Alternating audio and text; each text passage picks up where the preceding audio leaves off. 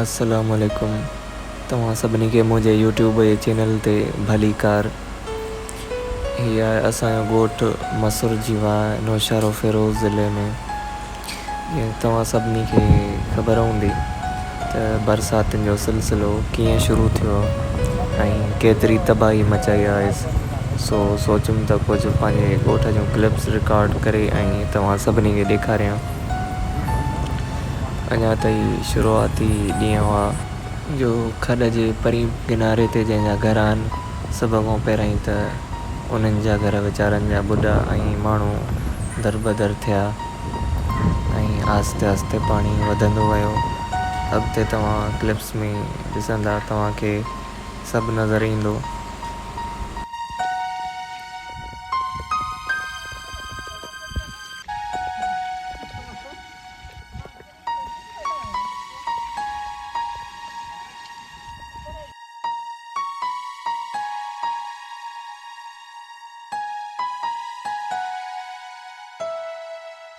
मकारा गरा गरा दो पानी हवे चाबी दे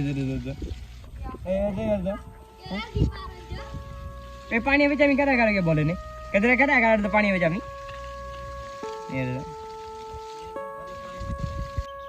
हाणे हिन क्लिप में तव्हां ॾिसो पिया त खॾ जो ओरियूं किनारो बि उथलियो आहे। पहिरीं तव्हां ॾिठो त जेके परी किनारे ते घर हुआ, पहिरीं उहे ॿुढा, उन खां पोइ पाणी वधंदो वियो जो हेसी ताईं पहुची वियो आहे। ऐं माण्हुनि जा माल ॾिसो तव्हां कीअं रोडनि ते ॿधा पिया आहिनि, कीअं ई सामान रस्तनि ते पिया आहिनि ऐं कीअं ई माण्हुनि जा कोट किरिया पिया आहिनि।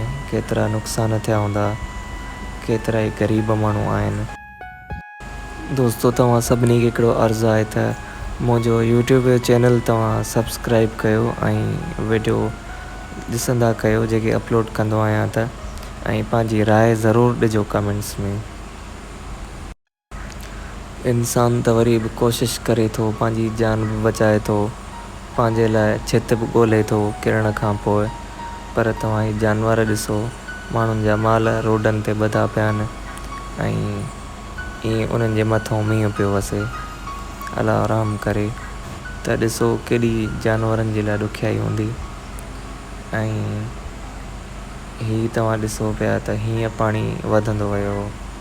हीअ उहो ग्राउंड आहे जेको मस्जिद जे पुठियां आहे ऐं हेॾां खॾ वारे पासे पियो उथलियो। ऐं ॿार ॾिसो, बसि ॿार वीचारा बि सासायो वेठा आहिनि त ज़रूरु असांजा घर ॿुॾंदा जो एतिरो पाणी वधे पियो। सो वीचारा तॾहिं मुस्कुराइनि पिया, पर जॾहिं दिलि सासाए वेंदी आहे त पोइ इंसानु पको थी वेंदो आहे। हीअ ॾिसो ॿार कीअं हिते मच्छियूं पिया ॾिसनि, हिते हिन पाणीअ में मच्छियूं पोयूं ऐं इंजॉय पिया कनि। सभु ख़बर हूंदे बि त असांजा घर ॿुॾण वारा आहिनि, त बि हिननि जी हिमत खे सलाम जो हिननि पंहिंजा पेर पोइते कोन कया ऐं मुस्कुराए मुंहुं ॾिनो अथनि। हीअ कंहिंजो आहे माल?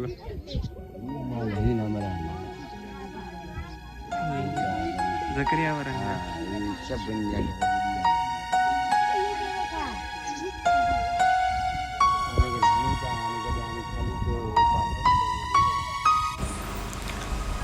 ॾिसो तव्हां ही त कीअं पंहिंजूं ॿकरियूं ऐं माल जेको आहे सो गाॾनि ते ढोए ऐं ॿाहिरि पिया कढनि एॾे वॾे पाणीअ मां। ऐं तव्हां ॾिसो पिया त हीउ पाणी को नंढो कोन्हे, तमामु वॾो आहे जो जानवर उन में कीअं हली सघंदा हूंदा। केतिरी ॾुखियाई थींदी हूंदी इन्हनि खे, माण्हुनि खे पाण खे ऐं जानवरनि खे बि। सो तॾहिं त इहा ॻाल्हि चवंदा आहिनि त जेको अलाह ताला पंहिंजे फज़ल मां तव्हांखे अता कयो आहे उन जो शुकुरु कयो, उन ते इतरायो न। छो जो जॾहिं कुदरती आफ़त ईंदी आहे त उन जे लपेट में सभु अची वेंदा आहिनि, ग़रीब हुजनि थोरे अमीर हुजनि, उन खां केरु कोन बची सघंदो आहे। सो हमेशह अलाह साईं जो शुकुरु कजे हर हाल में।